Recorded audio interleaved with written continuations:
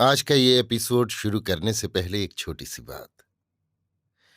क्या आप भी अपना पॉडकास्ट बनाने की सोच रहे हैं? तो एंकर ट्राई कीजिए। ये पॉडकास्ट बनाने का सबसे आसान तरीका है। नंबर एक, ये फ्री है। नंबर दो, इसमें कई सारे ऐसे टूल्स हैं जो आपको अपने फोन और कंप्यूटर पर रिकॉर्ड और एडिट करने की फैसिलिटी देते हैं। नंबर तीन, आप अपने पॉडकास्ट को डिस्ट्रीब्यूट भी कर सकते हैं, जिससे इसे स्पॉटिफाई और दूसरे प्लेटफॉर्म पर सुना जा सके। तो डाउनलोड कीजिए फ्री एंकर ऐप या विजिट कीजिए anchor.fm पर अपना पॉडकास्ट स्टार्ट करने के लिए। ये तो थी एक छोटी सी जानकारी, और अब शुरू करते हैं एपिसोड का सिलसिला। तो आज के एपिसोड में लीजिए सुनिए विश्वंभर नाथ शर्मा कौशिक की लिखी कहानी अबला, मेरी यानी समीर गोस्वामी की आवाज में। कही मिस्टर हैंडपेग्ड, कैसे मिजाज हैं? थाना इंचार्ज ठाकुर नर्मदा प्रसाद सिंह थाने के आंगन में बैठे हुए ग्रीष्मकालीन संध्या की मंद समीर का आनंद ले रहे थे। उनके पास ही उनके नायब मिर्जा अख्तर हुसैन बैठे हुए थे। इसी समय दो सूट बूटधारी व्यक्तियों ने थाने में प्रवेश किया। उनमें से एक ने इंचार्ज साहब के सन्मुख पहुंचकर मुस्कुराते हुए उपर्युक्त वाक्य कहा। मिर्जा साहब ने दोनों व्यक्तियों को सलाम किया। दोनों कुर्सियों पर बैठ गए। जिसने नर्मदा प्रसाद को हैंडपैक्ड कहा था, वो मिर्जा साहब की तरफ देखकर बोला, कहिए मिर्जा जी, कैसे मिजाज हैं? खुदा का फजल है, हुजूर के मिजाज। मिर्जा जी ने शिष्टतापूर्वक कहा। आपकी नवाजिश है, उसने उत्तर दिया। मिर्जा जी से बात करके वो नर्मदा प्रसाद की तरफ घूमा और बोला, कहिए क्या हाल चाल है? हम तो हैंडपैक्ड हैं, हमारे हाल चाल क्या पूछते हो? नर्मदा प्रसाद सिंह ने मुस्कुराते हुए कहा। ओह, ठीक कहते हो।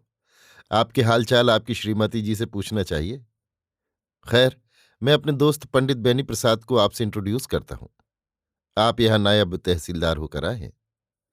नर्मदा प्रसाद ने बेनी प्रसाद से हाथ मिलाते हुए कहा, आपसे मिलकर बड़ी खुशी हुई।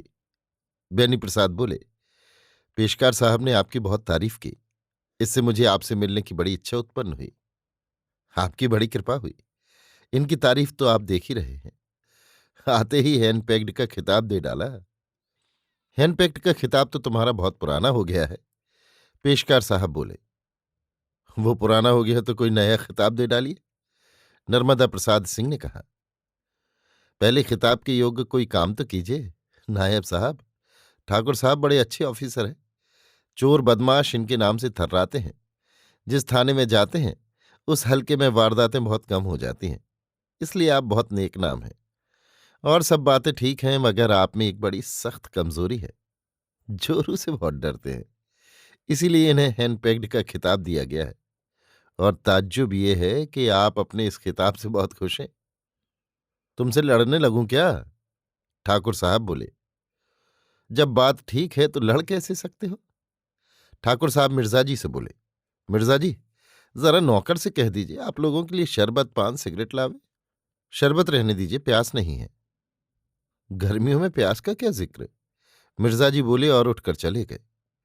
ठाकुर साहब नायब तहसीलदार से बोले, हमारे पेशकार साहब बड़े जबरदस्त आदमी हैं। सुपरिंटेंडेंट पुलिस के पेशकार हैं, इसलिए हम सब लोग इनसे डरते हैं। चाहे जो कह ले, इनको सब माफ है। अमा, क्यों झूठ बोलते हो? डरते हैं? डरते तो आप केवल अपनी श्रीमती जी से हैं। बेनी प्रसाद मुस्कुराकर बोले, डरते हैं तो क्या हर्जा है? जोरू से डरना ही चाहिए। चलो, एक से दो हुए। खुश हो जाओ, तुम्हारा पंथ बढ़ता ही जा रहा है। पेशकार साहब हंसते हुए ठाकुर साहब से बोले। ठाकुर साहब प्रसंग बदलने के लिए बोले, और क्या हाल चाल है? सुना है कप्तान साहब छुट्टी पर जाने वाले हैं। पेशकार साहब गंभीर होकर बोले, खबर ही खबर है, मगर चले जाएं तो कोई आश्चर्य भी नहीं। उन्हें गर्मी बहुत सता रही है। खस की टट्टियां और बिजली का पंखा है, तब ये दशा है। इसी प्रकार कुछ देर तक पुलिस महकमे की बातें होती रहीं। इसी समय नौकर एक तश्तरी में शरबत के 3 गिलास रखे हुए लाया। तीनों व्यक्तियों ने एक एक गिलास ले लिया और पीने लगे। शरबत पी चुकने के पश्चात पान खाए और सिगरेट सुलगाई। सिगरेट सुलगाकर पेशकार साहब बोले, भाई कप्तान साहब की पेशी से तो तबीयत ऊब गई। अब तो कोई थाना मिले तो काम चले। कौन सा थाना चाहते हो? चाहे जो हो। साधुपुर जाओगे? हाँ हाँ, क्या हुआ? जवाहर सिंह उसी इलाके में है। जवाहर सिंह का नाम सुनकर पेशकार साहब कुछ बदले हुए स्वर में बोले, तो क्या हर्ज है? बड़ा विकट डाकू है। हुआ करे, अपना दांव लगेगा तो छोड़ेंगे नहीं, उसका दांव लगेगा तो वो भी नहीं छोड़ेगा, और अधिकतर उसी का दांव लगता है। खैर जी, जो कुछ होगा देखा जाएगा, पहले यहां से तो निकले। मुझे खबर लगी है कि कभी कभी वो शहर आता है और इसी इलाके में कहीं ठहरता है। मैं उसकी फिक्र में हूं। देखो किसी दिन हत्थे चढ़ गया तो बच्चा को छठी का दूध याद आ जाएगा। अगर जवाहर को गिरफ्तार कर लो तो बड़े नाम हो जाए। देखो ईश्वर अधीन है, कोशिश में तो बहुत हूं। परमात्मा तुम्हें सफलता दे। अच्छा अब आज्ञा दीजिए। अच्छी बैठो। बस अब चलेंगे, अभी एक जगह और जाना है। कहाँ? जरा कोर्ट साहब से इनकी मुलाकात कराना है। कोर्ट साहब से तो मुझे भी मिलना था। तो चलो। अब इस समय नहीं, कल किसी समय मिल लेंगे। अच्छा हमें तो आज्ञा दो। दोनों व्यक्ति विदा हुए। आओ जी, बहुत दिनों बाद आई। ठाकुर नर्मदा प्रसाद सिंह की पत्नी ने आगंतुका स्त्री का स्वागत करते हुए कहा। हाँ, इधर छुट्टी नहीं मिली। आप भी तो नहीं आई। 4-5 दिन हुए, तब मैंने सोचा कि चलूं। मोटर भी मंगवा ली थी, पर उसी समय पेशकार साहब के घर की आ गई। उन्होंने कहा सिनेमा चलो, बस उनके साथ सिनेमा चली गई। और कहो क्या हाल चाल है? हाल चाल सब ठीक है बहन। वो काम तो अभी तक हुआ नहीं, न जाने कितनी बार तुमसे कहा। कौन काम? वही तुलसीराम की निगरानी कटवाने को जो कहा था। अभी तक नहीं कटी क्या? अभी कहाँ कटी। उस बेचारी की जिंदगी खराब है, न कहीं जा सकता है न आ सकता है। कोई नौकरी भी नहीं मिलती। जो सुनता है कि निगरानी होती है, वही नौकरी देने से इनकार कर देता है। बेचारी के छोटे छोटे बच्चे हैं, उन्हें पेट भर खाना भी नहीं मिलता। मिले कैसे? कहीं नौकरी वोकरी लगे तो कुछ हो। उनका यानी पति का स्वभाव ऐसा है कि एक दो बार उन्होंने दारोगा जी से कहा, फिर कहा नहीं। बोले बार बार कहते शर्म लगती है। मैं भी अब अंतिम बार कह रही हूं। कटवा सको तो अच्छा है, नहीं जैसी इच्छा। मैं अब कभी नहीं कहूंगी। ठाकुर साहब की पत्नी की भ्रुकुटी चढ़ गई। बोली, मैं अभी बुलाकर कहती हूं। जरा सा काम अभी तक नहीं किया, ये कौन सी बात है? घसीटे। हाँ बहू जी, कहकर नौकर सामने आया। जा, जरा दारोगा जी को बुला तो ला, कहना फौरन चलो। नौकर चला गया। ठकुराइन आगंतुका से बोली, बहन क्षमा करना, जरा से काम के लिए तुम्हें इतनी चिंता करनी पड़ी। आज देखो कैसे फटकारती हूं। फटकारने वटकारने की क्या बात है, याद नहीं रहा होगा। उन्हें कुछ यही काम तो है नहीं।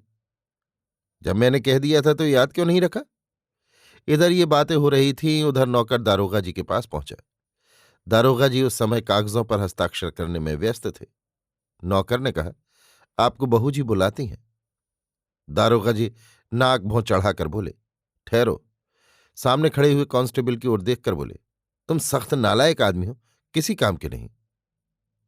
कांस्टेबल बोला, हुजूर इसमें मेरी गलती नहीं है। जिस वक्त ये वारदात हुई उस समय नासिर अली ड्यूटी पर था।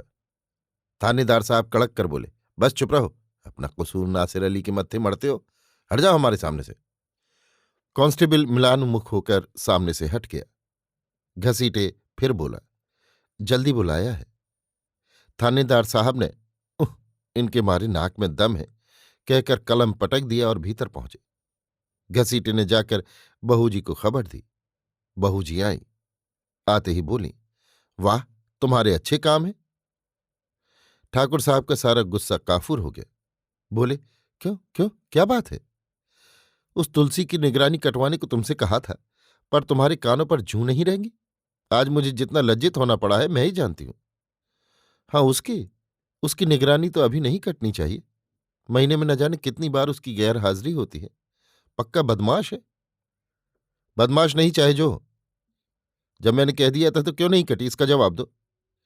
ठाकुर साहब खोपड़ी खुजलाते हुए बोले, याद भी नहीं रहा, और बाबू कामता प्रसाद ने भी फिर याद नहीं दिलाया। 2-3 बार तो कहा, और कहाँ तक कहें।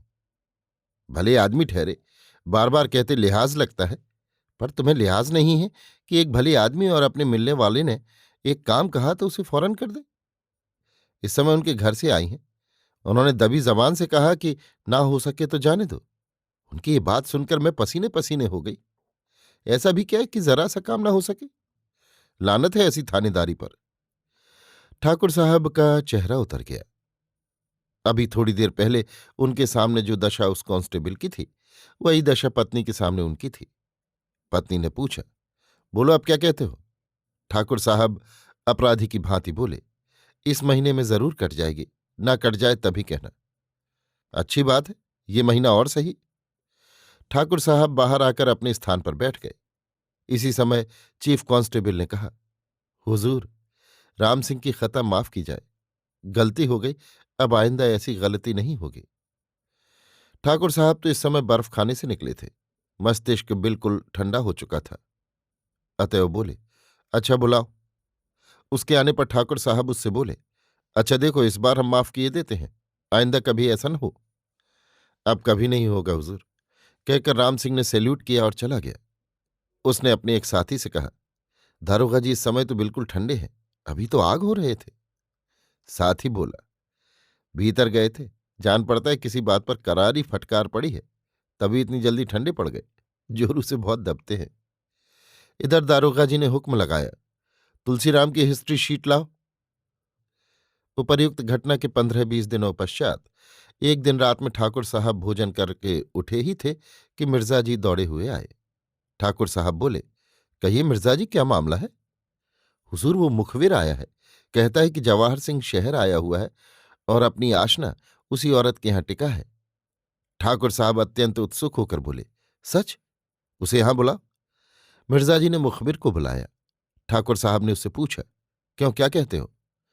हुजूर, जवाहर सिंह आज आया है और उसी मकान में अपनी आसना के पास ठहरा है, शायद रात भर रहेगा। ठीक तरह से मालूम कर लिया है? हाँ सरकार, मैंने अपनी आंखों से उसे देखा है। ठाकुर साहब हूं कहकर मूछें मरोड़ने लगे। कुछ क्षणों तक चुपचाप मूछें मरोड़ने के बाद मुखबिर से बोले, तुमने गलती तो नहीं की? गलती नहीं है हुजूर, गलती निकले तो मुझे फांसी दिलवा दीजिएगा। अच्छा, यहीं रहो। मुखबिर से ये कहकर ठाकुर साहब ने मिर्जा जी को अलग बुलाया और उनसे कहा, मिर्जा जी, 8 कांस्टेबलों को सादी पोशाक में जल्दी तैयार कीजिए, मैं भी तैयार होता हूं, आप भी तैयार हो जाइए। पिस्तौल ले लीजिएगा, रबड़ के जूते पहनिएगा। मिर्जा जी कुछ कांप रहे थे, पता नहीं उत्तेजना के कारण या भय के। मिर्जा जी उधर गए, इधर दारोगा जी ने सादी पोशाक पहनी। 15 मिनट में मिर्जा जी सबको तैयार करके तथा स्वयं तैयार होकर आ गए। ठाकुर साहब से उन्होंने कहा, अगर हुजूर मुनासिब समझें तो कप्तान साहब को भी खबर कर दें। ठाकुर साहब बोले, कोई जरूरत नहीं, कप्तान साहब क्या करेंगे, खाली साथ हो जाएंगे, काम हम ही लोगों से लेंगे, नाम उनका हो जाएगा। ऐसी हिमाकत मैं नहीं कर सकता।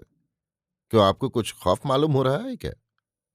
अजी तौबा कीजिए हुजूर, पुलिस की नौकरी करके खौफ खाने से काम नहीं चलता। ठीक है, अच्छा आप कांस्टेबलों से कहिए कि अलग अलग जाएं, इकट्ठे न जाएं। जाकर चुपचाप मकान के चारों तरफ लग जाएं, मगर इस तरह कि किसी को शक न हो। मिर्जा जी ने कांस्टेबलों को बुलाया। ठाकुर साहब ने उन्हें अच्छी तरह समझा दिया। वे चले गए। उसके पश्चात ठाकुर साहब ने 2 कांस्टेबलों को बुलाकर अपने पीछे पीछे आने को कहा। तदुपरांत स्वयं मिर्जा जी तथा मुखबिर को लेकर चले। उक्त मकान के निकट पहुंचकर मुखबिर ने कहा, मैं आगे बढ़कर देखूं? हाँ, मगर ये याद रखना कि अगर जरा भी धोखा या फरेब। मुखबिर दारोगा जी की बात काटकर बोला, बिल्कुल इत्मीनान रखिए हुजूर। मुखबिर ने आगे बढ़कर मकान के बंद दरवाजे को धीरे धीरे खटखटाया। भीतर से किसी ने पूछा, कौन है? हम हैं, खोलो। मुखबिर ने इशारे से ठाकुर साहब को अपने निकट बुला लिया। मिर्जा जी तथा दोनों कांस्टेबल कुछ दूर पर अलग अलग खड़े थे। कुछ क्षणों पश्चात द्वार धीरे से खुला और एक स्त्री ने मुखबिर से पूछा, आ गए? हाँ, जवाहर क्या कर रहा है? हाथ मुंह धो रहे हैं। ठाकुर साहब ने इशारे से मिर्जा जी तथा दोनों कांस्टेबलों को बुला लिया। सब लोग मकान के अंदर हो गए। स्त्री ने भीतर से द्वार बंद करना चाहा, परंतु ठाकुर साहब ने उसे मना कर दिया। केवल किवाड़ उड़हकवाकर एक कांस्टेबल को वहां खड़ा कर दिया। मिर्जा जी के चेहरे पर हवाइयां उड़ रही थीं। ठाकुर साहब ने अपना पिस्तौल हाथ में ले लिया। मिर्जा जी ने भी कांपते हुए हाथों से पिस्तौल संभाला। आगे आगे स्त्री, पीछे ठाकुर साहब, मिर्जा जी, कांस्टेबल तथा मुखबिर ऊपर जीने पर चढ़ने लगे। सब लोग इस प्रकार पैर दबाकर चढ़ रहे थे कि बिल्कुल खटका नहीं हो रहा था। इसी समय आवाज आई, तौलिया कहाँ धरा है, कहाँ चली गई? आती हूं, स्त्री ने कहा। स्त्री ऊपर पहुंच गई। ठाकुर साहब ने देखा, जवाहर टिन शेड के नीचे खड़ा है, केवल पायजामा तथा बनियान पहने हैं, कमर में कारतूसों की पेटी बंधी है, उसी में पिस्तौल लगा है। टिन शेड में एक लालटेन जल रही थी। जीने में जहां ठाकुर साहब अपने साथियों सहित खड़े थे बिल्कुल अंधेरा था। जवाहर ने स्त्री से पूछा, कहाँ गई थी? स्त्री ने कहा, कहीं नहीं, नीचे गई थी। नीचे क्यों गई थी? कुछ खटका सा मालूम हुआ था, नीचे जाकर देखा तो बिल्ली थी। स्त्री ने तौलिया दिया। लालटेन के प्रकाश में दारोगा जी ने देखा, स्त्री तरुणी तथा सुंदरी थी। स्त्री तौलिया देकर चली गई। इधर ज्यों ही जवाहर ने मुंह पहुंचने के लिए तौलिया मुंह पर रखा, ठाकुर साहब एकदम जीने से निकलकर उसके सामने उससे 10 गज की दूरी पर जा खड़े हुए और अपना पिस्तौल तानकर बोले, बस खबरदार। जवाहर कुछ क्षणों तक तौलिया हाथ में लिए मूर्तिवत खड़ा रहा, तत्पश्चात बोला, औरत के पीछे छिपकर आए दारोगा जी। जब तुम औरत के यहां छिपे हुए हो तो मुझे भी औरत के पीछे छिपकर आना पड़ा। ठाकुर साहब के पीछे मिर्जा जी खड़े कांप रहे थे। उनकी बगल में कांस्टेबल खड़ा था, उसका मुंह भी धुआं हो रहा था। मुखबिर जीने में ही था। दारोगा जी ने कांस्टेबल से कहा, लगाओ हथकड़ी। देखो जवाहर, तुम जरा भी हिले और मैंने गोली मारी। जवाहर घृणापूर्वक मुस्कुराया और बोला, दारोगा जी, अगर मैं चाहूं तो आप मेरा कुछ नहीं कर सकते। कम से कम जिंदा तो मुझे पकड़ ही नहीं सकते, और ये भी संभव है कि मैं निकल भी जा सकूं। परंतु मैं अब कुछ न कहूंगा, मेरा समय आ गया। नहीं तो जिन पर मैं विश्वास करता था, जिन्हें मैं प्राणों से अधिक समझता था, वे ही मेरे साथ दगा न करते। इतना कहकर जवाहर ने दोनों हाथ बढ़ा दिए। अब कांस्टेबल का साहस बढ़ा और उसने लपक कर हथकड़ी डाल दी।